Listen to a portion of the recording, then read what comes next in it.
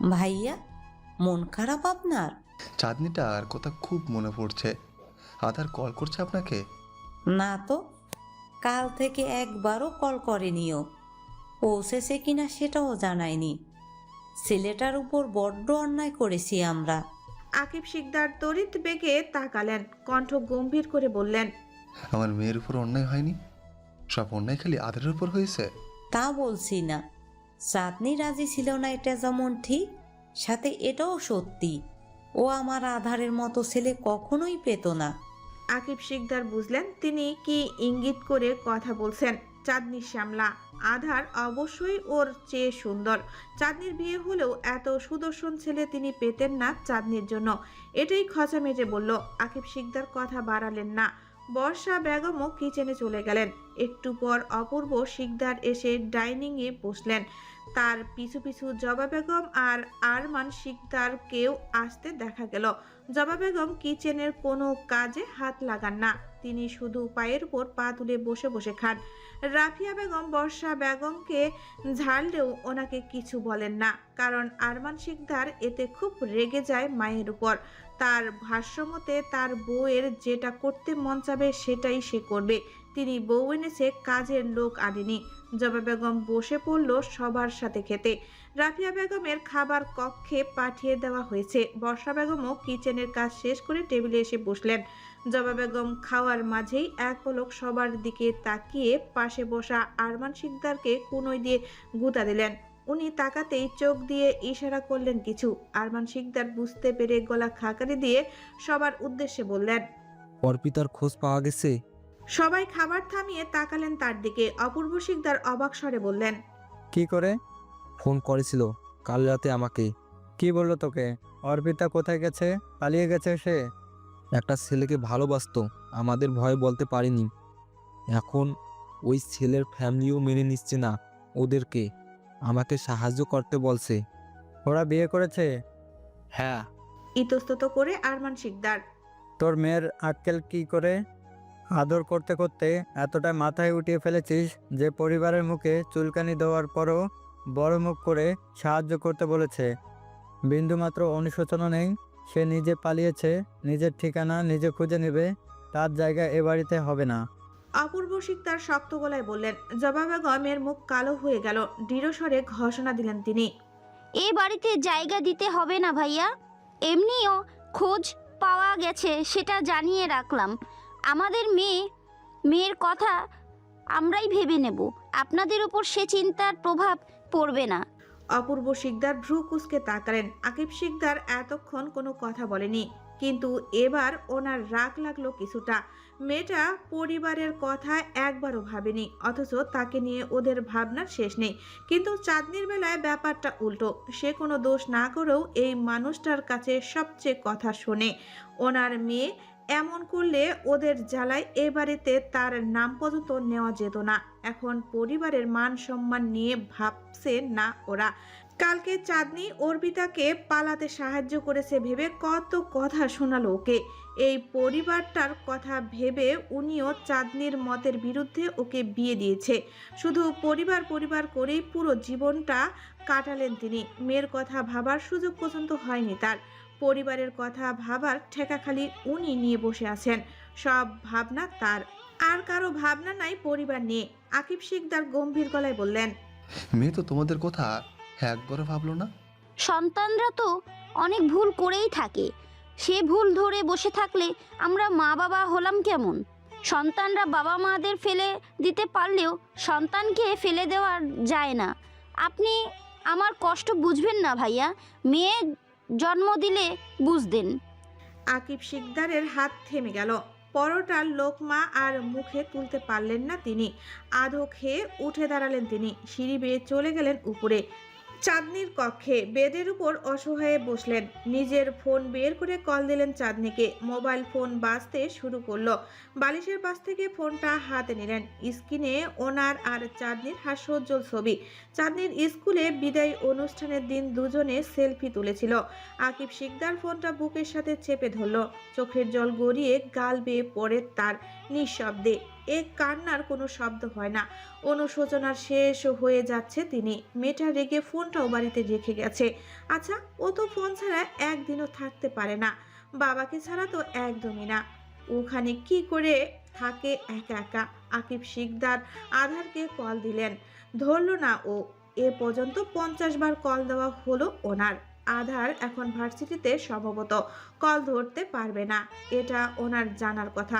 তবুও মনকে বুঝ দিতে পারছে না। চাঁদনির কণ্ঠ শোনা ভীষণভাবে প্রয়োজন তার।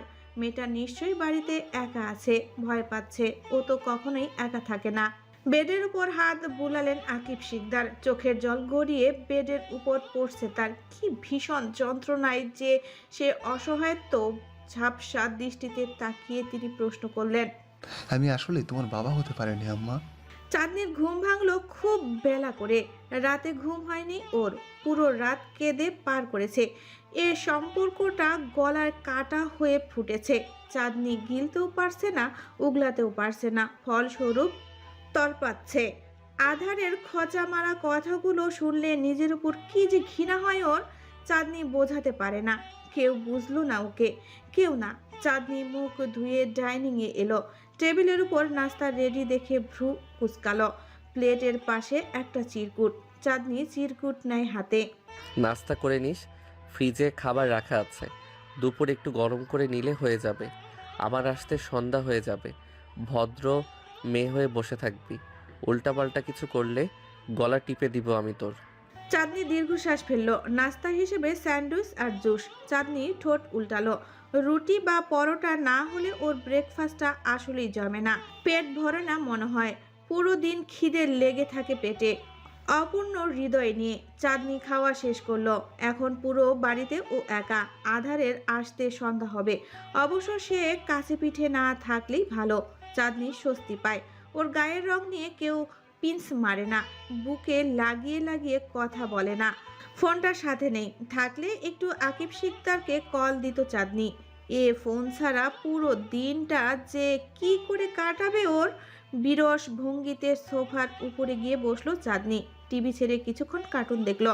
চায়ের ক্রেভিংস উঠায় কিচেনে গিয়ে চা বানিয়ে নিয়ে এলো।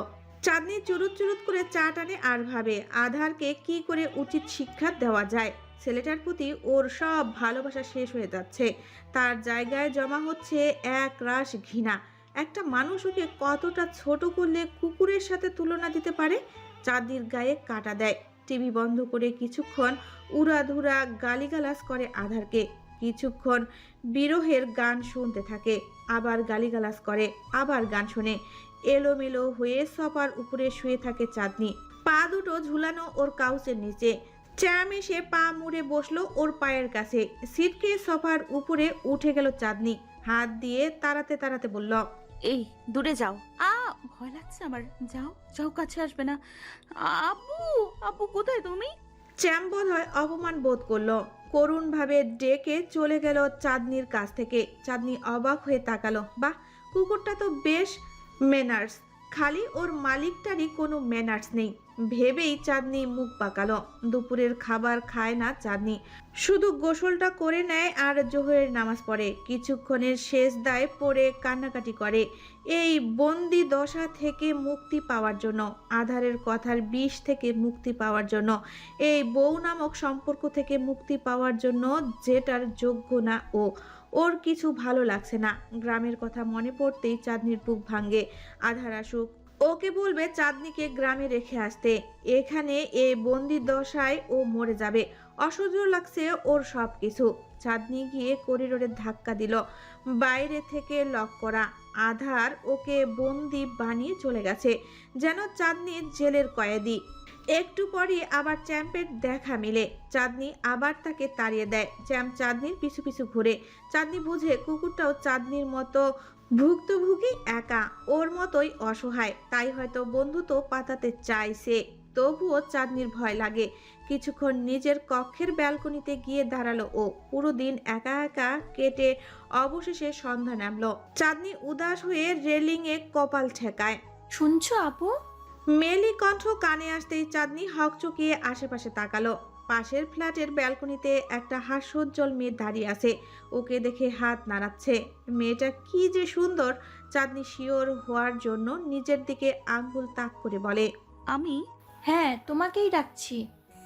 নাম কি তোমার? আমি চাঁদনি। বাহ, বেশ সুন্দর নাম তো তোমার।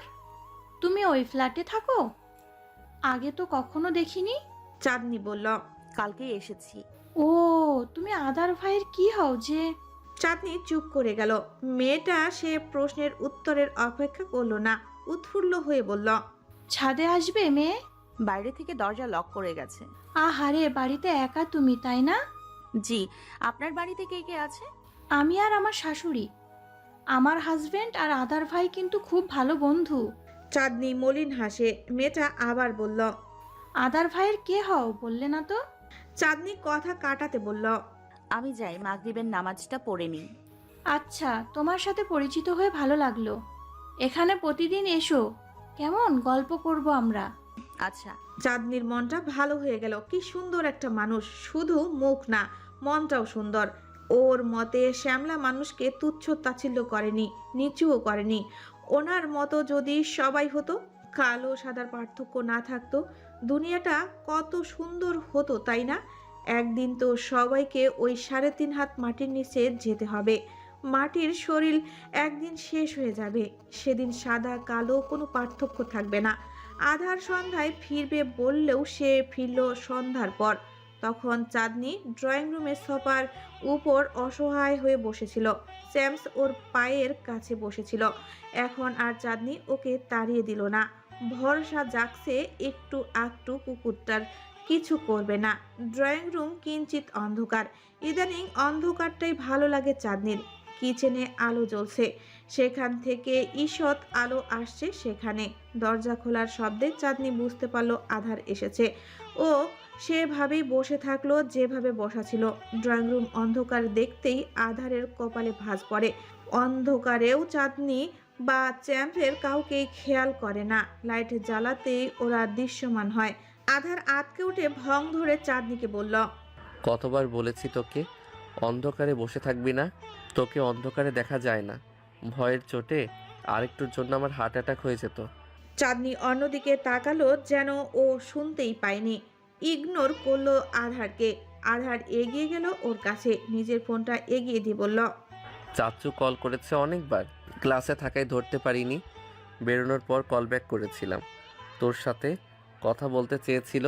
চাঁদনি সো মেরে ফোন হাতে নেয়, তড়িঘড়ি করে কল করে আকিব শিকদারকে। মুহূর্তেই কল রিসিভ হয়, যেন ও পাশের মানুষটা চাঁদনির কল করার আশা নিয়ে বসেছিল। আম্মা, তুমি? চাঁদনির সকল অভিমান গলে পানি হয়ে যায়। করুণ সুরে ডাকে ও, আব্বু, তোমার কথা কি ভীষণ ভাবে যে মনে পড়ছে আমার। আমার এখানে একটু ভালো লাগছে না। আকিব শিকদার ভাঙ্গা গলায় বলেন, চলে আসবে আম্মা, আমিও তোমাকে ছাড়া থাকতে পারছি না। প্লিজ আসো, আমাকে নিয়ে যাও। এই ইট পাথরের শহরে আমার দম বন্ধ হয়ে আসতেছে। আধার তোমার খেয়াল রাখছে না আম্মু? চাঁদনি এক পলক আধারের দিকে তাকালো। ও কাউচের উপর বসে আছে, ছোট ছোট চোখ করে তাকিয়ে আছে চাঁদনির দিকে। চাঁদনি উত্তর দিল না, বলল, বাড়ির সবাই কেমন আছে?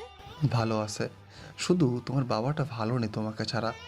সকাল থেকে খুঁজেছি তোমাকে, তোমার ফোনটাও রেখে গেছে ওখানে। মনে ছিল না আনতে, কাউকে দিয়ে পাঠিয়ে দেওয়া যায় না? নয়তো আমাকেই নিয়ে যাও। আধার ফোন কেড়ে নিল চাঁদনির কাছ থেকে।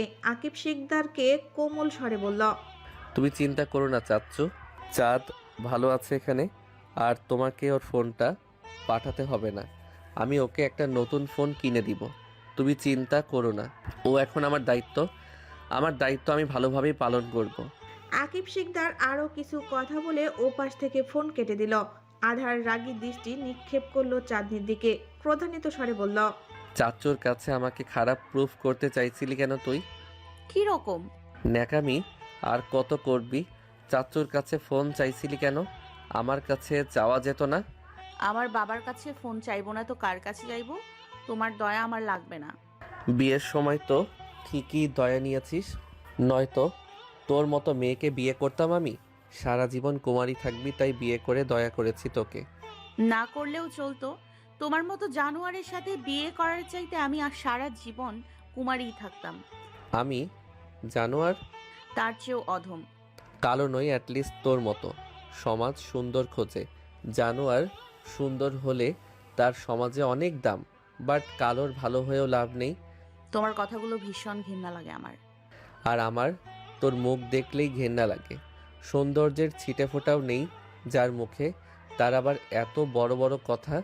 আধার উঠে চলে গেল। আধারের খুব গায়ে লেগেছিল চাঁদনির কথাগুলো। ওর খেয়ে ওর বাড়িতে থেকে ওর মুখে মুখে উত্তর দেওয়া, অপমান করে কথা বলার সাহস কোথায় পায় মেয়েটা? আধার কি একটু বেশি লাই দিয়ে ফেলে? মাথায় উঠে গেছে তাই না? আর বাড়াতে দেওয়া যাবে না মেয়েটাকে। এত কিসের দেমাক ওর?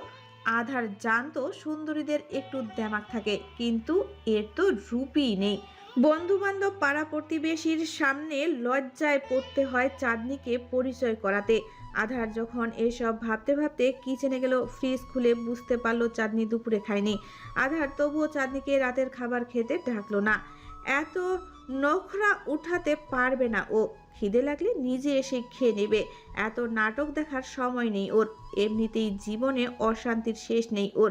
আধার যখন খেয়ে উঠে চলে গেল তখন চাঁদনি কিচেনে এলো। ওর পেট ভীষণ অশান্ত।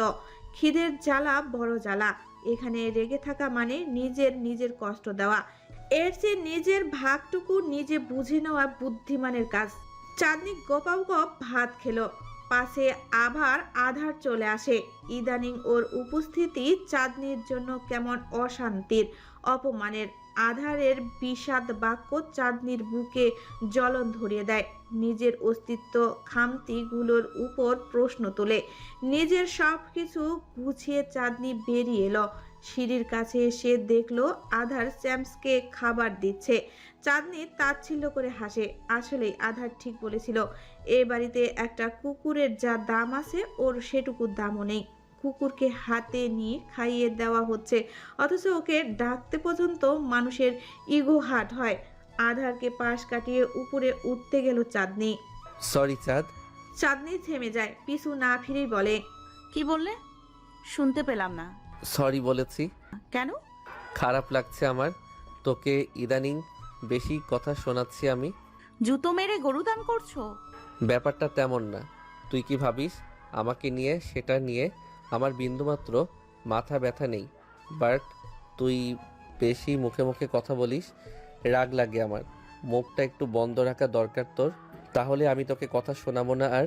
মানে তুমি আমাকে যা ইচ্ছা তাই বলবা আর আমি চুপ থাকবো? আমার কিছু বলা যাবে না? চুপ করে তোমার খোটা শুনতে হবে? মিথ্যা বলি একটা কথাও? তুই নিজেই বল, তুই কি খুব সুন্দরী যে আমার তোকে নিয়ে মিথ্যা প্রশংসা করতে হবে? সত্যি কথা সহ্য করতে পারিস না, সেটা আমার দোষ। আমি কখনোই তোকে খোটা দেই না। বেশ, সত্যিটা বলি যে তুই কালো। মিথ্যা প্রশংসা করে তোকে খুশি করে লাভ আছে বল?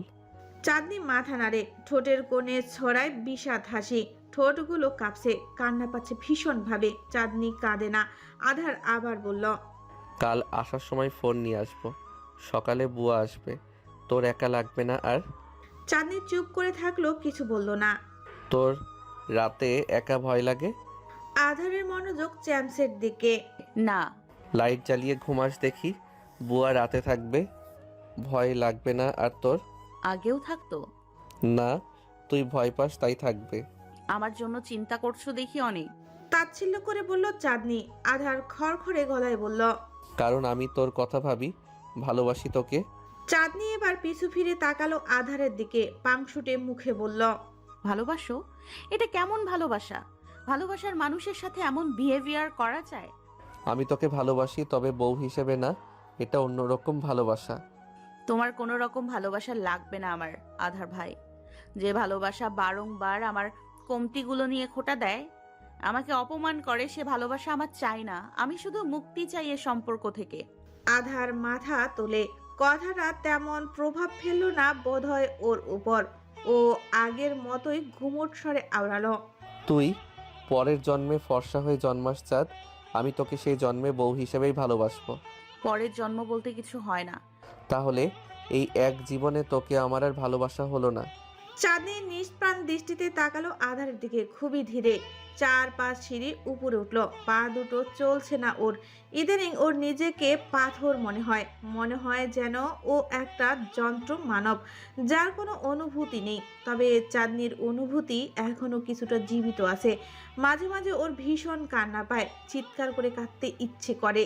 তবে এই পাষাণ মানুষটার সামনে ও নিজের কান্না গিলে ফেলে, শক্ত দেখানোর চেষ্টা করে নিজেকে।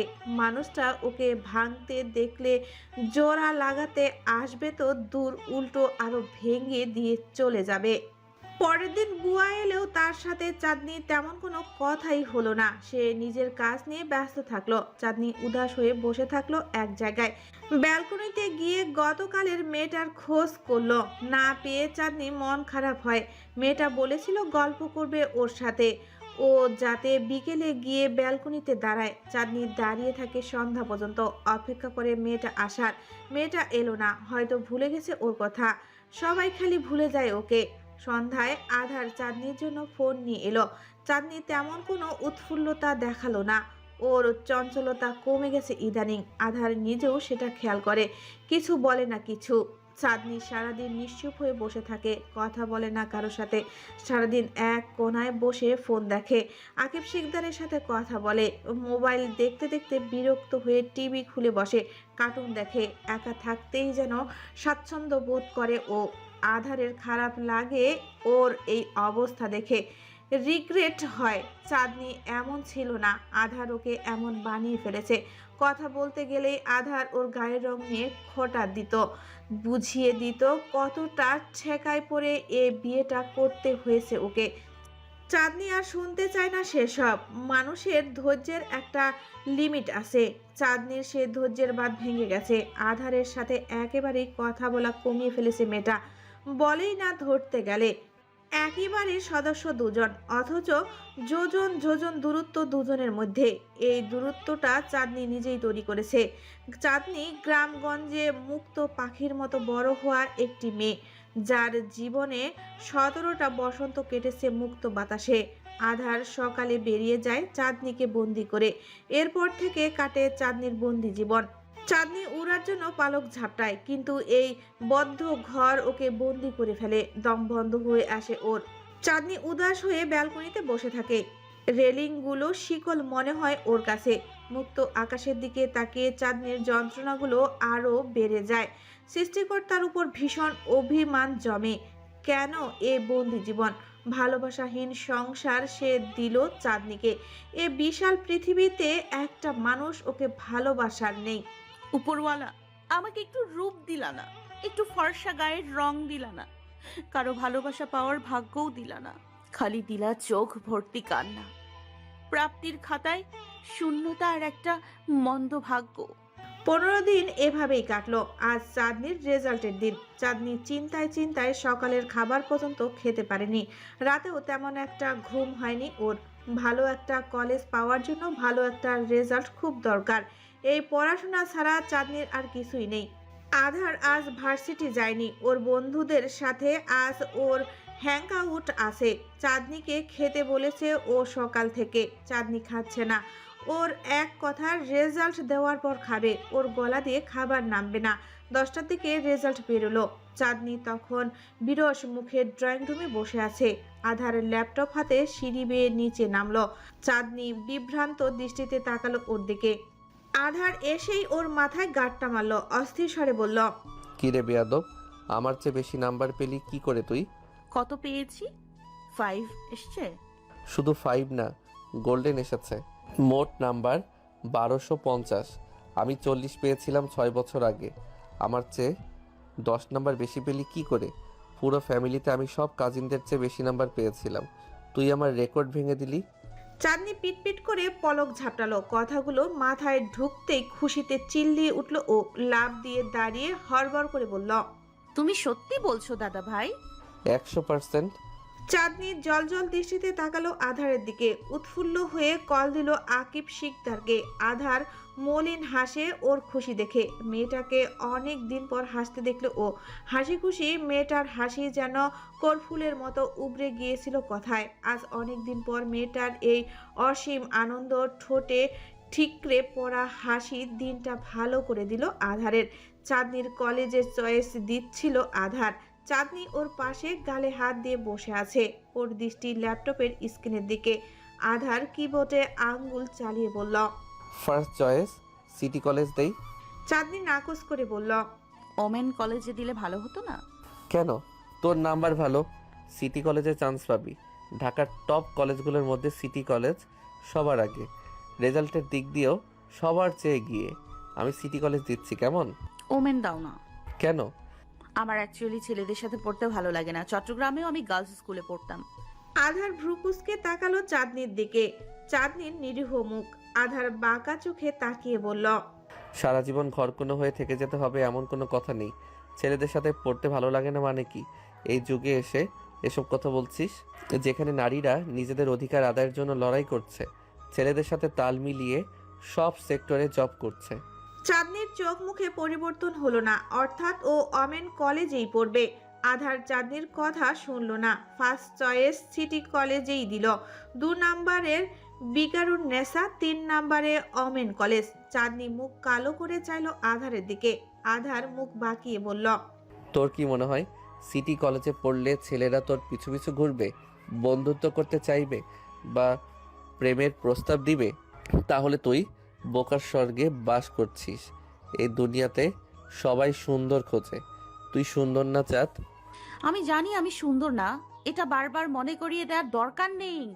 চাঁদনির গম্ভীর স্বর। আধার বলল, তুই ভুলে যাস তো, মনে করিয়ে না দিলে কি করে হয়? সারা জীবন গার্লস স্কুলে পড়েছিস তো, তাই উল্টাপাল্টা চিন্তা আসছে মাথায়।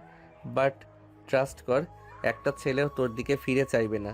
সবাই ওই সুন্দরীদের পিছনেই ঘুরবে।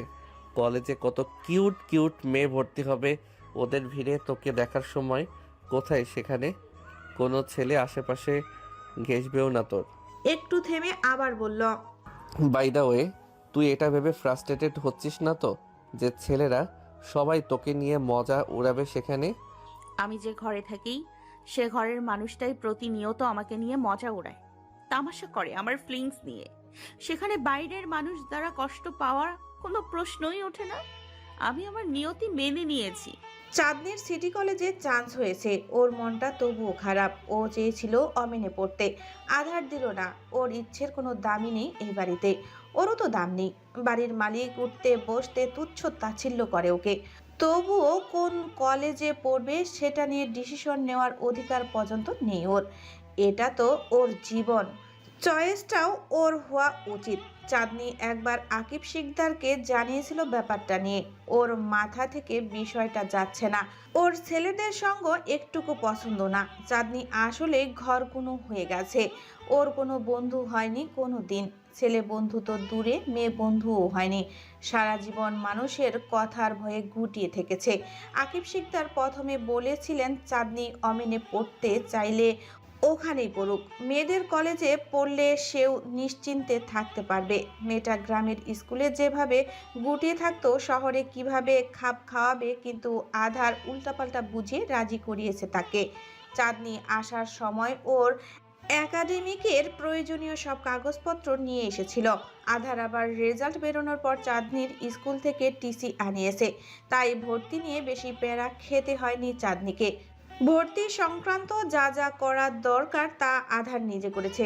চাঁদনিকে বলতে হয়নি কিছুই, চিন্তাও করতে হয়নি। আধার নিজেই অফার করেছে আজকে একবার চাঁদনিকে কলেজ থেকে ঘুরিয়ে আনবে, কাগজপত্র জমা দিয়ে আসবে। চাঁদনি রাজি না হতে চেয়েছিল, কারণ আধার ওকে নিয়ে হাঁটতে ফ্রেস্টেড ফিল করবে, ওকে পরিচয় করাতে লজ্জা পায়। চাঁদনি এটার দোহাই দিয়ে যাবে না বলেছিল। আধার আবার কথা শুনিয়ে দিয়েছে।